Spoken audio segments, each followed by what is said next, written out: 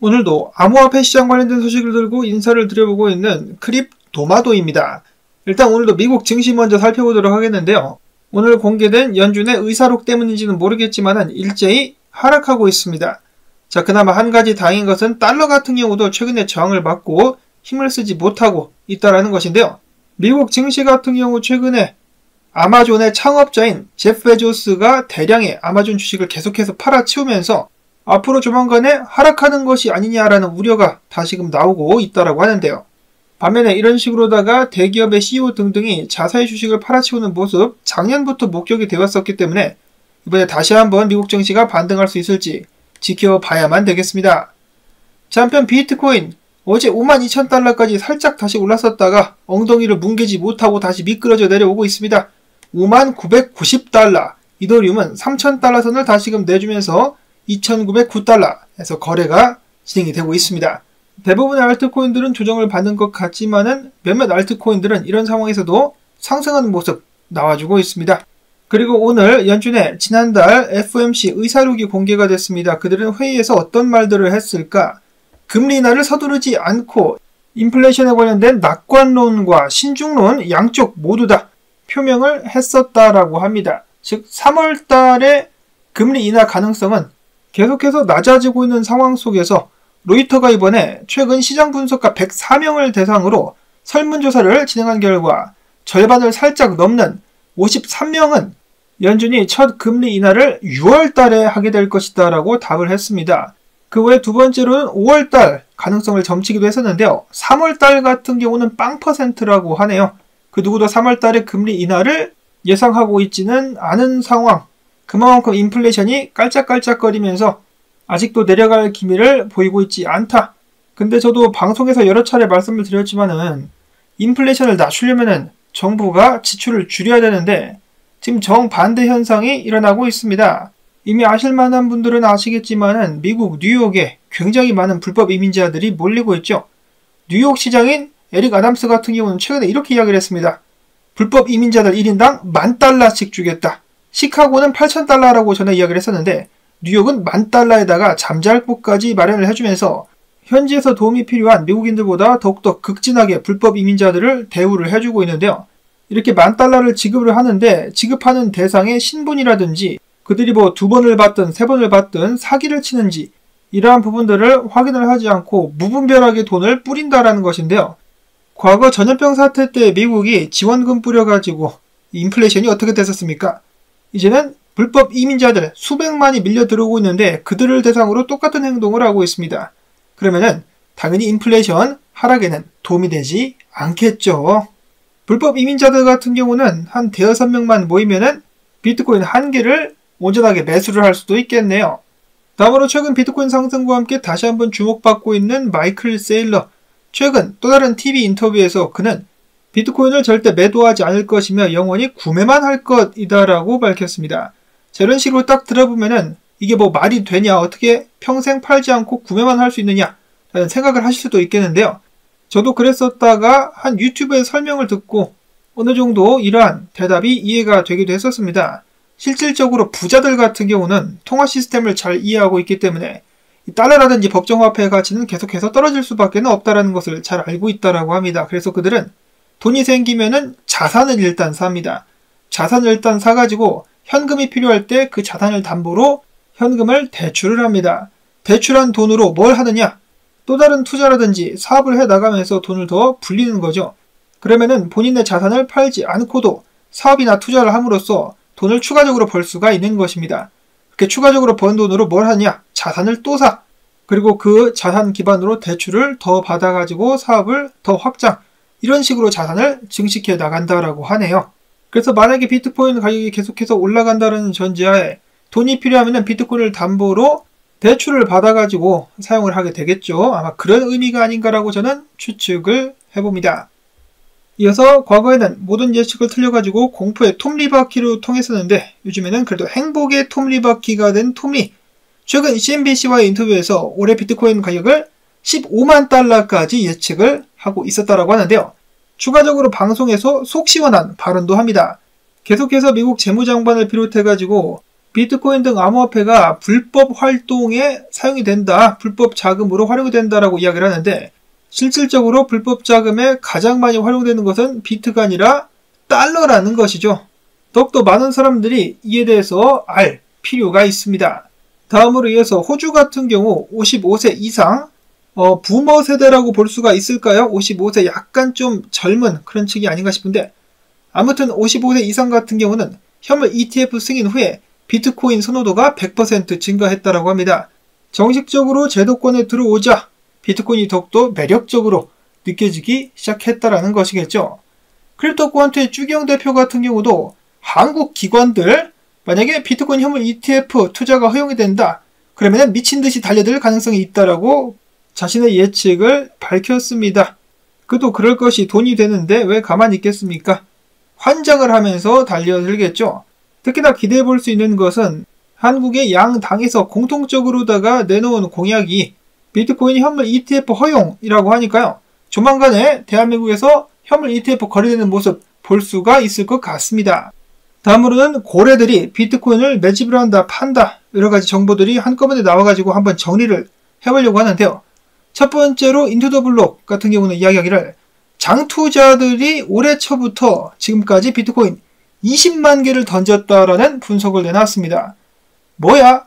얼마 전까지만 해도 고래들, 1000개에서 10,000개를 보유한 고래들이 비트코인 수십만 개를 매집했다라는 소식이 나왔었는데 이건 뭐임? 이라는 생각이 드는데요. 센티멘트가 제공한 자료에 따르면 비트코인 1000개에서 10,000개를 보유한 고래들 같은 경우는 올해부터 비트코인 보유량을 24만 8,900개에 늘렸다라고 하는데요. 반면에 100개에서 1000개를 보유한 돌고래들 같은 경우는 올해 15만 1,200개를 매도를 했다라고 합니다. 그리고 추가적으로다가 1000개에서 10,000개를 보유한 고래들 중에 몇몇은 지난 이틀간 3만 개를 매도했다라고 하니까요. 여기서 말한 20만 개가 바로 돌고래들이 매도한 양과 몇몇의 대형 고래들이 매도한 양이 합쳐진 그런 수치가 아닌가라고 예측을 해봅니다. 뭔가 좀 아다리가 안 맞는 것 같을 수도 있겠습니다만은 이 사람들이 저보다 훨씬 더 전문적으로 이런 것을 체크하는 사람이기 때문에 저는 일단 나온 대로 정보를 전해드리고 있습니다. 그래서 크립토코언트의 주경 대표는 추가적으로 이렇게 이야기를 해주기도 했었는데 어제 비트코인 축적 주소에 25,300개가 또 유입이 되기도 했었다라고 합니다. 지금 고래들 및 기관들 사이에서도 사고팔고가 진행 중이라는 것을 알 수가 있겠는데요. 아직까지는 전체적으로 매수가 유리한 상황인 것 같다라는 분석들이 주를 이루고 있습니다. 비트파이넥스 역시 보고서를 통해서 밝히기를 비트코인 고래들이 가격이 더 상승할 것이라는 기대감으로 대규모 숏 포지션을 취하고 있지 않다. 게다가 비트코인 장투자들의 6% 많이 손실 상태인데 이는 초기 불장 때 나타나는 패턴이다라고 이야기를 하면서 아직까지도 현재 시장 상황 굉장히 긍정적으로 지켜보고 있었습니다. 반면에 얼마 전 3, 4일 정도 해가지고 비트코인이 조정을 받을 것이다 라고 이야기를 했었던 알리 마르티네지 분석가는 또 다른 지표를 들고 와가지고 3일봉 차트를 봤을 때 매도 신호가 떴었다. 과거의 3일봉 차트에서 해당 매도 신호가 떴을 때 10%가량 조정이 왔었다라고 지적을 해주기도 합니다. 사실 비트코인 지금보다 좀 더 큰 폭으로 조정을 받아도 전혀 이상하지 않겠습니다. 굉장히 많이 올라왔기 때문인데 그럼에도 불구하고 지금까지 계속해서 조정이 나올 것이다라는 예측들이 틀려나갔기 때문에 찐 조정이 언제쯤 나올지는 지켜보는 수밖에 없겠습니다. 크립토 블랙 분석가 같은 경우도 지금 이런 식으로다가 주봉 기준에서 하락 다이버전스 나왔을 때마다 비트코인 가격이 많이 빠졌었기 때문에 이번에도 그렇게 될 가능성이 있지 않겠느냐. 지금 비트코인 매수 들어갈 시기는 아니다라는 지적을 해주기도 했었습니다. 비트코인이 조정을 받는 것은 조정을 받는 것인데 그래도 좀 횡보를 쳐주면서 개인적으로는 알트코인들이 좀 더 달릴 수 있도록 도와주면 좋겠다라는 욕심 부려보기도 하는데요. 기대했었던 것처럼 이더리움이 드디어 3,000달러의 3자를 봤죠. 근데 좀 너무 약해가지고 약간 더 올라가가지고 버텨줄 수 있기를 바래 봅니다. 한편 LG 분석가 같은 경우는 비트코인이 이런 식으로 내려오게 되면은 이제 롱을 치겠다, 반등을 노려보겠다라고 했는데 일단 내려와가지고 예상대로 흘러가고 있다라고 이야기를 하기도 했었습니다. 반등이 나올 수 있을 것인가? 내가 최근에 모든 것을 맞췄다. 닥터 프로핏 분석가 같은 경우는 많은 사람들이 최근에 비트코인의 큰 추정을 기대하곤 하는데 반감기를 60일 놔두고 떨어져봤자 얼마나 더 떨어질 것 같냐? 내가 봤을 때는 절대로 38,500 아래로 올해에는 안 떨어진다라고 호언장담을 했습니다. 자, 그러면 4만 달러까지도 올 수 있다는 것일까요? 일단 그 정도까지는 열어놓고 있는 닥터프라핏 분석가. 근데 그 정도까지 떨어지면 절호의 줍줍 찬스가 될 수가 있겠죠.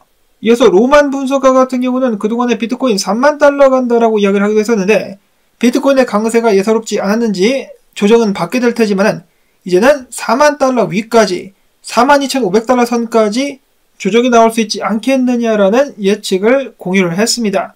전보다는 훨씬 더 높아진 조정 가격대, 그리고 달러 같은 경우도 저항에 맞고 내려오고 있기 때문에 비트코인 및 증시에 유리할 수 있다는 분석을 남기기도 했었는데요. 만약에 달러가 계속해서 약세를 보이게 된다면 비트코인 가격 조정폭에도 한계가 있지 않을까라는 생각을 해봅니다. 만약에 비트코인이 가격을 좀 더 여기서 높여버린다 그러면 해당 하락 다이버전스를 무효화시킬 가능성도 남아있기도 하겠죠. 근데 일반적으로는 지금 자리에서 조정을 받는 것이 맞다라는 의견들이 우세해지고 있습니다. 다만 비잔틴 제너럴 분석가는 이렇게 이야기를 하기도 했었는데요. 많은 사람들이 지금 불장의 정점이라는 이야기를 하고 있지만은 일반 투자자들, 코인베이스의 일반 투자자들은 아직 시작도 안 했다라고 하네요. 그러니까 미국 개미들 아직 지대로 시장에 들어온 상황이 아니라라는 것이죠. 물론 개미들이 돈이 없어가지고 못 들어오는 것일 수도 있겠습니다만은 돈 있는 개미들이 다시 돌아오게 되었을 때 지금보다 더욱더 화려한 상승장 기대를 해볼 수가 있겠습니다.